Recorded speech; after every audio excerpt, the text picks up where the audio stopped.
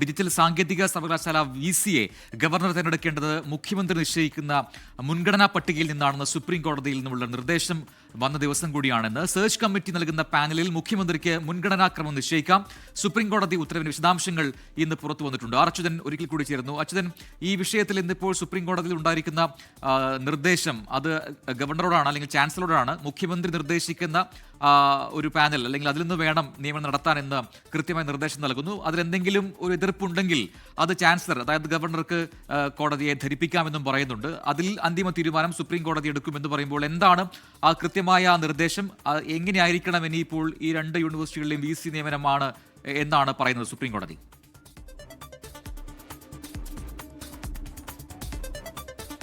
President, digital സാങ്കേതിക സർവകലാശാലകളിലെ VC നിയമനവുമായി ബന്ധപ്പെട്ട് നിന്ന പ്രശ്നങ്ങൾക്ക് അതിന് പരിഹാരം കണ്ടുകൊണ്ടായിരുന്നു സുപ്രീം കോടതിയുടെ ജസ്റ്റിസ് JB പാർത്ഥിവാലയുടെ ബെഞ്ച് ഇന്നലെ ഉത്തരവ് പുറപ്പെടുവിച്ചത്. ആ ഉത്തരവിൻ്റെ വിശദാംശങ്ങളാണ് ഇന്ന് പുറത്തു വന്നിരിക്കുന്നത്. അതിൽ അവസാന ഭാഗം, ആ ഉത്തരവിൻ്റെ അവസാന ഭാഗത്ത് പറയുന്നത് ഇങ്ങനെയാണ്. അതായത് ഈ നിലവിൽ ചെയർപേഴ്സൺ റിട്ടയർഡ് ജസ്റ്റിസ് സുധാൻഷു ധൂലിയെയാണ് ഈ സെർച്ച് കമ്മിറ്റി രൂപീകരിക്കുന്നതിനായിട്ടുള്ള ചെയർപേഴ്സണായി നിയമിച്ചിരിക്കുന്നത്.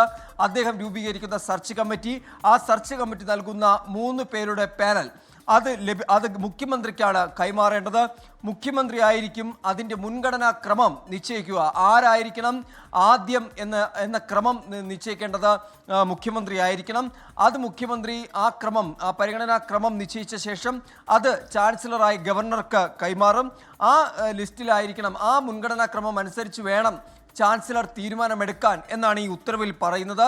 മുഖ്യമന്ത്രി നൽകുന്ന ശുപാർശയിൽ ഏതെങ്കിലും തരത്തിലുള്ള എതിർപ്പ് ചാൻസലറിനുണ്ടെങ്കിൽ, അതിൽ അപാകതകൾ എന്തെങ്കിലും നിരീക്ഷിക്കുകയാണെങ്കിൽ അക്കാര്യം സുപ്രീം കോടതിയെ അറിയിക്കാനാണ് പറഞ്ഞിരിക്കുന്നത്.